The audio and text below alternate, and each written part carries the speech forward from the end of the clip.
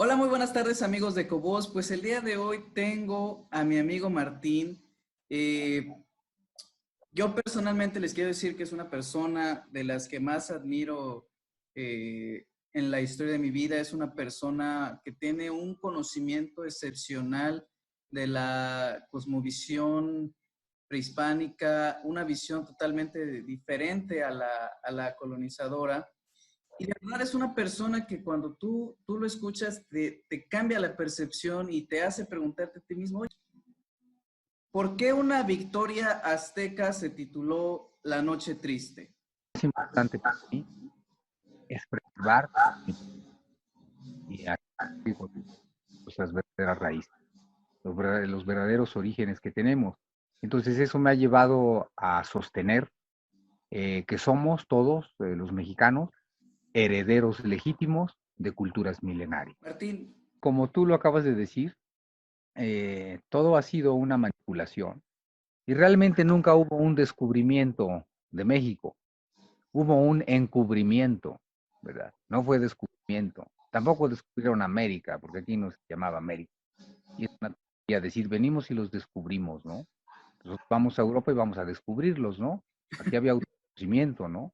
La gente sabía de sí misma. Ahora llegan a Veracruz, Río Grijalva, y que los indígenas eran tontos para no saber cómo se llamaba el río, o Mar de Cortés, ¿verdad? Nueva España. No, aquí no se llamaba Nueva España, aquí se llamaba Náhuac. Entonces, de ahí empiezan a cortar tu autoconocimiento y tu raíz, ¿verdad? Y fíjate nada más, quien logró la independencia de este país y quien hizo la revolución de este país fueron los indígenas, o los mal llamados indígenas o indios, como dices, ¿no? Y después de que se ganó la independencia, todos estos grupos fueron olvidados, nomás los agarraron de carne de cañón, ¿verdad? Y después otra vez los que estaban en el poder, los criollos, se volvieron a instalar. Y desde hace 500 años, México es un botín, es un saqueo tremendo. Y entonces no quieren que se sepa la verdad, porque al saber la verdad, estaría serruchando la rama donde están sentados muchos de forma ilegítima, empezando hasta por nuestros propios gobiernos, que les dan las preferencias a empresas extranjeras, a gobiernos extranjeros, y la gente de aquí jodida, ¿verdad? Y ya por ahí medio les engañan con sus circos de apoyo, y al final, todos jodidos, sin identidad, sin raíz, sin cultura, vamos. Somos un país que tiene una cultura que ya quisieran otros en el mundo. Tenemos en lo que quieras, podemos hablar del tema que quieras, y rebasamos. Pero curiosamente los mexicanos somos los más incultos. Entonces te dan una historia para personas colonizadas. Pensamos como gente colonizada. Y tú acabas de decir un término ahorita. Dijiste los conquistadores. No, no fueron conquistadores. Aquí nunca hubo una conquista. Aquí vinieron a invadir, vinieron a despojar y vinieron a traicionar. Entonces nunca hubo una conquista, ¿verdad? Fue eso, despojos, traiciones, asesinatos. Y digo, la gente no lo quiere ver porque es doloroso, porque es feo. Entonces la gente está como dopada, ¿no? Como anestesiada, y ella misma se anestesia a propósito para no ver la verdad. Por eso la vida social, la vida personal, es efímera, está degradada, no hay nada auténtico, no hay nada verdadero. Perdón, que me dio acá tos, no, no te preocupes. ¿verdad? Entonces así están las cosas.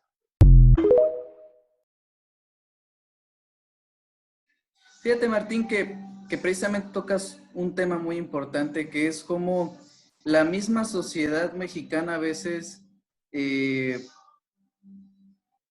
solapa esta historia genocida y dice, bueno, es que los españoles vinieron a traernos cultura, vinieron a educarnos, vinieron a cristianizarnos, vinieron a traernos otra forma de vida. Y en realidad, como tú lo dices, no hay que decirlo con su nombre, fueron unos asesinos que incluso ocuparon las técnicas más deplorables de lo que hoy sería la historia, actos de guerra inimaginables en el aspecto de que precisamente en esto que se conoce como la Noche Triste, se derivó del coraje de los aztecas porque días anteriores los propios españoles en una ceremonia religiosa donde sabían que no estaban armados, donde sabían que estaban indefensos, los masacraron. A todos los jefes de Estado mataron. ¿Perdón? Mataron a todos los jefes de Estado. Sí, sí, sí, sí. Y Líderes, a todos. en un acto de traición totalmente fuera de sí. Y por eso me gustaría entrar en ese tema Claro. de por qué se conoce como la Noche Triste. Mira, como acá te acabo de decir, la historia está hecha para personas colonizadas y está hecha por extranjeros. Entonces, si está hecha por los que vinieron a invadir, pues no van a hablar a su favor, ¿verdad? Pues hay gente que dice tal historia, no, es que lo escribió Cortés. Ah, entonces es cierto porque lo escribió Cortés. Es que lo escribió tal fraile. Ah, entonces es cierto porque lo escribió ese fraile. Y no hay una historia platicada por la gente originaria de este pueblo. Están dando una versión. Y la otra, ¿por qué no cuentan, por ejemplo, que los españoles nomás peleaban con niños y con mujeres, que mandaban adelante a sus aliados y ellos llegaban a pelear con mujeres y con niños? Por eso es que después a los niños mexicanos les cortaban el pulgar y a cualquier niño que naciera después y era varón, le cortaban el pulgar. Quedaba con 4 dedos el niño para que no usara arco ni arma como Lucero de la Mañana, que es gran flechador del cielo. Entonces se perdió todo eso. Hay cantos sagrados antiguos que en ceremonias se cantan todavía, donde dicen esos cantos hacen remembranza cómo los niños peleaban con los españoles, las mujeres, y cómo le dieron su chinga a Hernán Cortés. Mira, nada más antes de entrar en esos detalles históricos, porque hay fuentes, ¿verdad? Fidedignas que denota la verdad, ¿verdad? Ve la diferencia nada más entre lo que era un guerrero azteca, un guerrero mexica, de ánimo invencible y de voluntad inquebrantable, y lo que es ser un mercenario, traidor y chillón. Fíjate.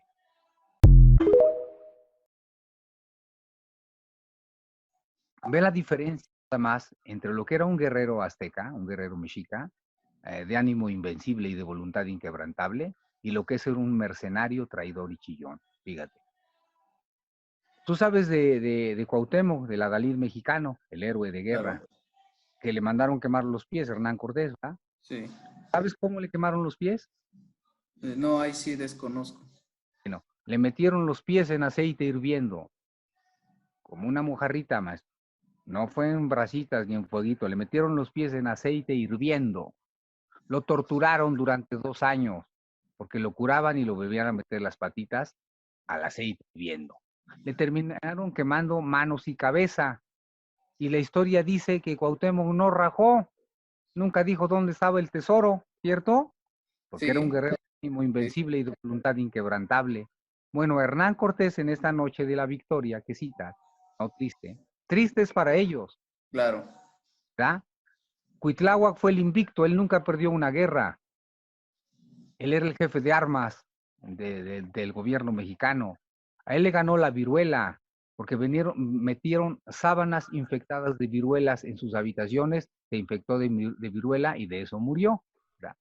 Él brincó al puente cuando los españoles huían, cuando habían matado a traición a Moctezuma y a Cacama y a otros jefes de Estado que los tenían ahí prisioneros. Van huyendo en la famosa calzada de Tacuba, ¿verdad? Bueno, ahora se llama calzada de Tacuba. Antes eran puentes. Se dan cuenta que van huyendo en silencio y empieza el combate. Los guerreros mexicanos peleaban desde agua, desde las lanchas, y los españoles y sus aliados y mercenarios peleaban desde los puentes. Brincó un guerrero, que fue Cuitláhuac el invicto, al puente. Bajó a Cortés de su caballo y le puso tal chinga que Cortés se puso a llorar. ¿Por qué eso no les dicen que se le hincó y se puso a llorar? No me mates. ¿Por qué no dicen eso? Ahora la pregunta es, ¿por qué no lo mató? ¿Por qué no lo mató ahí? ¿Por qué un guerrero no mata? El guerrero no se mandaba solo. Había una orden de aprehensión en contra de Cortés por alta traición y por la muerte de Moctezuma y de los demás jefes de Estado. Quien gobernaba no era el Tlatoani. Él ejecutaba, pero gobernaba el Tlatocán, como ahora el Parlamento. el que designó posteriormente a Cuauhtémoc. No se nombró solito, ¿verdad? Lo nombró un consejo de gobierno, que era el Tlatocán. Entonces se libraron las órdenes de aprehensión, ¿verdad? Y Cortés debería ser juzgado. Entonces, por eso Cuitláhuac no lo mató. Lo pudo haber matado ahí, como ellos hacían, matando niños, mujeres, ancianos y a quien se les atravesara, ¿verdad? Y quizás la historia hubiera tomado otro curso, ¿verdad? Finalmente ya tenían la visión de venir a invadir. Finalmente ya tenían la visión de venir a invadir. Llegó Cortés porque le robó el mandado, como vulgarmente se dice, a Diego Velázquez, a su jefe, le robó los bergantines, se vino con sus secuaces y se adelantó a la invasión. Por eso empezó a mandar oro a Carlos V para que lo perdonara, ¿verdad? Porque él iba a ser juzgado por los españoles también.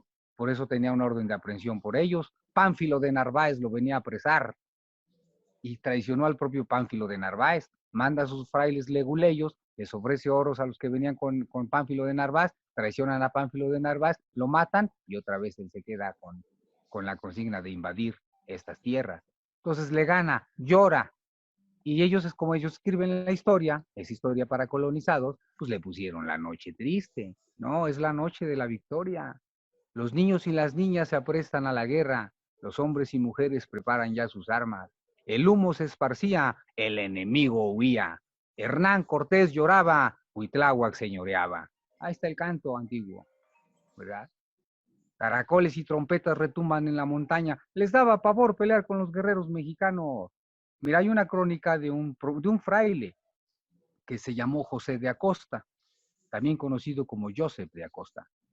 Él en sus historias dice que le daba gallardía al encuentro, mejor dicho, le daba gallardía ver un combate de un guerrero con otro. Le daba gallardía al encuentro que un guerrero águila o jaguar, desafiara a 20 guerreros.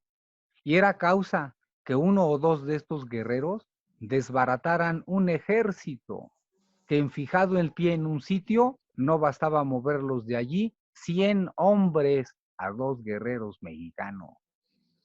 Y entonces la gente piensa que los españoles llegaron como Rambos, acabando con todos los guerreros de este país. Pues no es cierto, fueron traiciones. Y ellos peleaban nomás con mujeres, niños y ancianos. Ellos peleaban al final. Ellos nunca pelearon en encuentros directos con los españoles, con los mexicanos. Cuando tuvieron encuentros directos con los guerreros aztecas, perdían, perdían. Un solo guerrero, la famosa historia de Citlalcatzin, que después de que los vencen de esa famosa noche de la victoria, él los va persiguiendo. Un solo guerrero, Citlalcatzin, un capitán, no lo podían vencer a un guerrero. Le tenían pavor porque se disfrazaba, salía con su atuendo de oro, de repente con jade, con plumas, de repente con manta, se disfrazaba de muchas formas, le tenían pavor a Citlalcatzin, un solo guerrero, y nomás a puras pedradas se los llevaba. Imagínate. Entonces, todo esto te lo platican de esa forma para que tu estima baje, para que le hagas nomás cuando estás borracho. Sí se puede, sí se puede. Nunca pueden pinches mexicanos, ni en el fútbol. Porque al meter historias como estas, la religión que tú dijiste es impuesta a huevo, la cristiana católica, que es una de las más arcaicas de este planeta, ¿verdad? Entonces la gente se desvaloriza, ¿no? Se le hinca a un Dios muerto, Oye, todo lastimado. ¿Qué fíjate pasó? que conforme tú vas narrando, me vienen sonando todavía más preguntas, ¿no? Eh, ¿Cuáles fueron las principales razones que orientaron a los tlaxcaltecas a aliarse con los españoles? ¿Y qué otras historias mal contadas hay en nuestra historia? Por citarte un ejemplo, el hecho de que nosotros éramos unos sanguinarios porque sacrificábamos a, a las personas, que porque nos comíamos los corazones, que porque comíamos perro, etcétera, ¿no? Todas esas historias que se han formado en la percepción de la sociedad mexicana y que han pasado de generación en generación, ¿no? ¿Qué nos puedes hablar de todo esto? Mira, lo mismo que te digo, son historias para que te afrentes y te avergüences de tu cultura. Nada más ve, si yo te cuento esto, que tus ancestros eran salvajes, que tus ancestros eran sanguinarios, como dices, que tus ancestros comían corazones humanos, ¿verdad?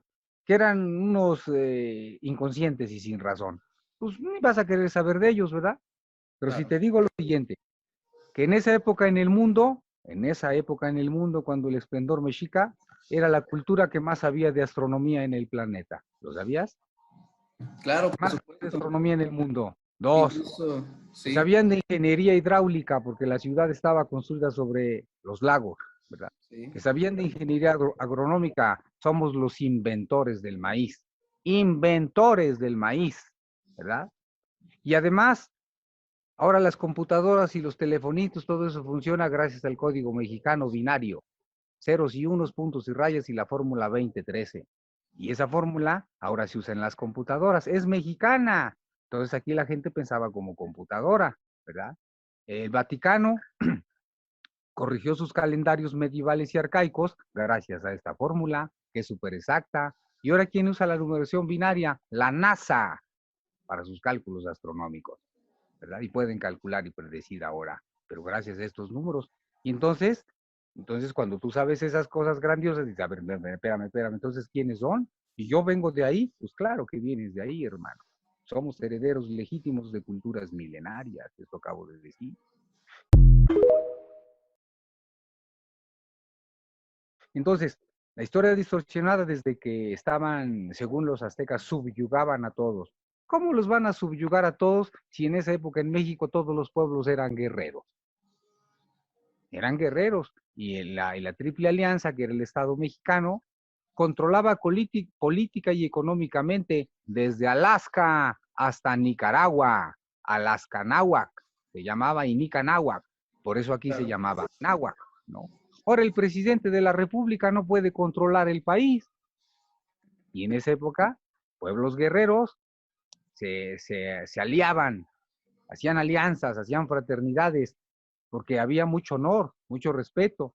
Bueno, los tlaxcaltecas se unen, como dice Cortés, porque les hizo promesas que nunca cumplió, promesas de poder. Ahí está la historia de Jicotencal el Viejo y de Jicotencal el Grande, ¿verdad? Vienen los españoles con sus traiciones, ¿verdad? Porque decían que eran diplomáticos, que eran embajadores de Carlos V, ¿verdad? Pero venían andrajosos y mugrosos. Entonces, ¿cómo te suma? Bueno, yo quiero hablar con tu rey, no quiero hablar contigo, tú eres un vasallo, te doy 2 semanas para que te vayas. Y entonces ponen las banderas en Chalchicoyecán, que ahora le llaman Veracruz, en un lugar que hasta la fecha se llama Bahía de Banderas, porque tenían prohibido desembarcar, tenían que largar de este país y les dieron 2 semanas, ¿verdad? Entonces, con sus traiciones y sus argucias, mandaba un grupo de ellos matando gente, y luego él venía atrás diciendo que los venía a prender a unos delincuentes, y entonces así se iba metiendo poco a poquito y les daban salvoconductos para que pudiera pasar, para que pudiera entrar. Y ahí en Tlaxcala, Jicotencat, el grande, el papá, dice, pues vamos a aliarnos a los españoles, ¿no? A los castellanos, porque no existía España. Y Jicotencal, el chico, el hijo, le dijo, no, padre, estos son traidores, vienen a destruir nuestra tierra, le voy a avisar a Moctezuma y a la Triple Alianza, ¿verdad? Entonces va a avisar y el papá Jicotenca el grande traiciona a su hijo, le dice a Hernán Cortés y matan a Jicotenca el chico. Y entonces ya no se entera Moctezuma de que este cabrón es un traidor, ¿verdad? Y la verdad es que les prometieron cosas de poder que nunca cumplieron, porque cuando cayó Tenochtitlan, se llevó a la tumba a todos los pueblos de este país. Eran los defensores, finalmente. La Triple Alianza, si tú te aliabas a ella, recibías más beneficios que perjuicios, porque eras protegido, hacías alianzas comerciales, eras un fraterno, pues, ¿no? Hablan que de los tributos, que no sé qué tanto, que eran tremendos los tributos, no es cierto. Los tributos eran en base a la situación económica de los pueblos, y no lo digo yo, bueno, ahora lo digo yo, pero lo tomo del fiscal que venía con Hernán Cortés. Hernán Cortés traía un notario, traía abogados y traía fiscales y un montón de frailes leguleyos. ¿Por qué traía todo eso? Porque de lo robado se daba una quinta parte a la corona, lo que llamaban el quinto real, y notariado y con abogados para que no hubiera tranza, ¿verdad? Entonces, el fiscal que venía con Hernán Cortés, él dijo esto, se llamó Alonso de Zurita, para que chequen y busquen Alonso de Zurita. Él dijo que el tributo aquí en México era sin vejación alguna, porque eran tantos los pueblos y tantos los productos, y además el tributo de un pueblo era comunal, no era personal. Te lo explico. Haz de cuenta a Cuernavaca, ¿no? Por así decirlo, que fue vencido por alguna situación o por una alianza. Tenía que pagar a la Ciudad de México 50 bultos de maíz al año. Entre todos, el pueblo, entre toda la ciudad, 50 bultos era nada. Claro. En cambio, después de que cae Tenochtitlan, imponen un tributo personal. A cada individuo le imponen un tributo y hasta la fecha hoy ese tributo se llama Administración Tributaria y se llama Secretaría de Hacienda. Se sigue llamando Hacienda, como en la Hacienda de esa época, ¿no? Las tiendas Sí, de rancho. heredamos muchas instituciones. Seguimos con lo mismo, nomás que les cambian un poquito como de nombre y es la misma chingadera. ¿Sí me explicó? Entonces, ahí está ya. Promesas que nunca cumplieron. Si yo le digo ahorita a los latinoamericanos que me ayuden a tumbar a Trump, tumbemos, acabamos y con ese, y que después que le ganemos los hago reyes de Estados Unidos. Bueno, lo tumbamos, y ya que lo tumbamos les digo, ahora naranjas, güey, ahora yo soy el rey, y ahora sí chingan, y ahora son mis esclavos. Así pasó, traiciones, justo así pasó. Ahora vamos a la otra, los sacrificios humanos. Habla con médicos, hablen con médicos, con cirujanos, y con cirujanos modernos, con médicos, con científicos. El corazón no puede ser sacado por el pecho. Está súper protegido, es uno de los órganos que mejor tenemos protegidos. ¿A poco tú crees que esas películas estúpidas hollywoodescas como del tarado de Mel Gibson, Claro, la de Apocalipto. saca, De hecho, saca era una de las corazones, preguntas que te iba a saca hacer. corazones como si rebanaran papayas o sandías y saca un corazón palpitante? Pues ¿qué no saben de anatomía o de biología? Que aquí en el pecho tenemos el esternón, que para algunos es un cartílago, para otros es un hueso. El caso que es durísimo, no lo puedes romper ni con un pinche cuchillo. Entonces, para hacer la operación de corazón a pecho abierto tenían que serruchar con una sierra eléctrica hace unos años el esternón, la famosa sierra circular. Abrían, cortaban y luego con unas pinzas especiales abrían todas las costillas, ¿verdad? El forceps. Luego, para que fijaran las costillas. Y empezaba la operación con una delicadeza tremenda porque hay arterias, ligamentos, ¿no? Entonces, y la operación tardaba hasta 20 horas, dependiendo de la complicación, mínimo 5 o 6 horas, máximo 20 horas. Estamos hablando de más de medio día operando. Ahora, imagínate con un cuchillo de obsidiana o de pedernal, partir un tórax como si rebanaras mantequilla y luego sacar un corazón que brinque como rana. Eso es biológicamente falso. Es una falsedad en todos los sentidos, ¿verdad? Pero ¿para qué lo dicen? Bueno, para decir que eran salvajes aquí y que nos vinieron a salvar. ¿A salvar de qué? Vivimos en la pobreza y en la ignorancia. Ahora tenemos unas religiones que fueron impuestas a fuerza, donde la gente festeja a sus santos y sus vírgenes y las fiestas terminan en borrachera. Hasta se matan en los pueblos cuando es la fiesta de San Perico de los Palotes, ¿o no? Claro. Santa Chuchita, Santa Petrita. Esto es porque los mexicanos tenemos un trauma y tenemos entonces un trauma espiritual, una depresión espiritual. No creemos lo que festejamos, porque no, esas fiestas no tienen nada de espíritu, discúlpame, no son nada espirituales, pura borrachera.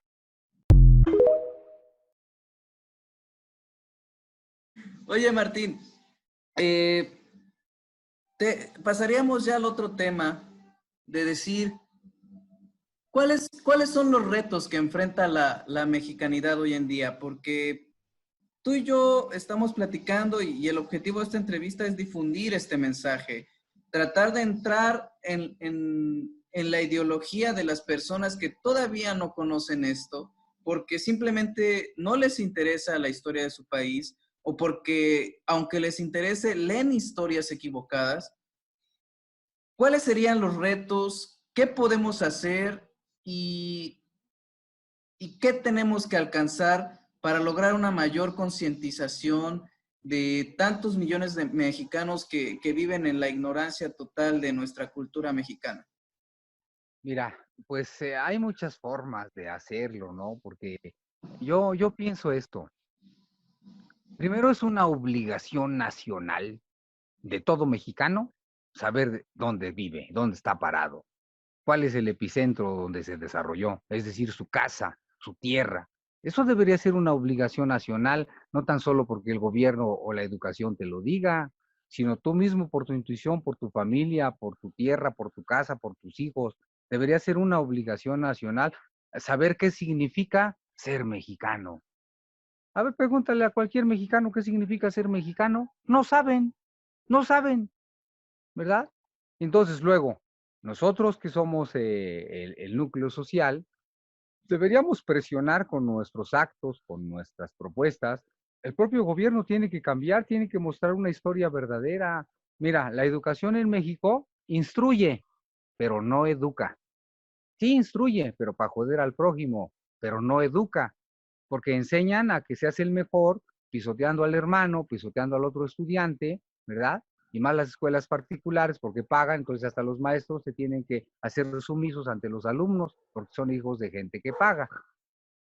Entonces, esa es una. Otra, pues que no alcanzan a ver con sus propios ojos toda la grandeza que tenemos como país. Ríos, lagos, mares, bosques, nieve, desiertos, pluviselvas, mares, pantanos, oro, plata, petróleo y encima los mexicanos, ¿verdad?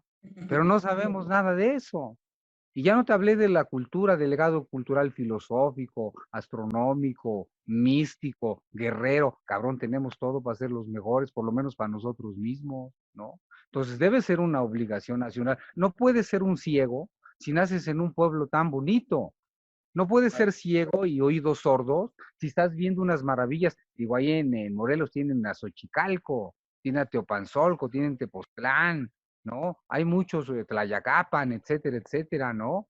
Hay varios sitios que son nuestro origen. Ahí, en esos sitios, se empezó a formar la nación mexicana. La nación mexicana no se formó con los españoles. Es como si dices que Estados Unidos nació con el Mayflower. Llegaron en sus barquitos el Mayflower y entonces ahí nació Estados Unidos, ¿no? ¿Son los pieles rojas qué? También Sí. les llegaron a robar igual que a nosotros, ¿no? No, la nación viene desde antes. Somos por eso herederos legítimos. Somos los habitantes originarios de estas tierras. Y con esto no quiero decir que estoy buscando culpables, ¿no? Porque pues ya vivimos en un tiempo nuevo, pero es importante saber quiénes fueron tus abuelos, hayan sido blancos, prietitos, negritos o morenitos, chaparritos o panzoncitos, ¿sí? Pero tienes que saber quiénes fueron para así poder saber quién eres tú y a dónde vas y qué estás haciendo con tu vida personal, ¿no? Al mundo no solo venimos como una gran masa a vivir, a comer, a hacer del baño y a morir. No, digo, venimos a algo, ¿no? Y la diferencia es la conciencia. Por eso nuestros pueblos antiguos buscaron esa parte espiritual. Primero, hacer la simbiosis con la tierra. Yo nada más te pregunto, ¿dónde naciste? En la tierra. ¿Dónde está tu casa? En la tierra. ¿Dónde amaste? ¿Dónde sufres? ¿Dónde te desarrollas? En la tierra. ¿Y dónde vas a morir? En la En la tierra. tierra, ¿verdad? El epicentro de lo que somos. Nuestra madre espiritual, la que todo nos da. Y por ahí debemos empezar, por cuidarla, por quererla. Y en la medida en que tú escupes a la tierra, te escupes a ti mismo. Lo que le hagas a ella, te lo haces a ti mismo. Entonces hay que quererla, hay que amarla, ¿no? Y ahí empiezas amando la tierra, amando a tu madre, amando a tu hijo, amando tu entorno. Y empiezas a ver que hay algo más allá de solamente tener un auto deportivo o ver una estúpida telenovela o ver el mejor departamento, ¿no? Hay cosas más trascendentales porque nos vamos a morir un día. Por eso las culturas mexicanas indagaron mucho en esa búsqueda de la muerte, porque prepararse para morir es prepararse para vivir.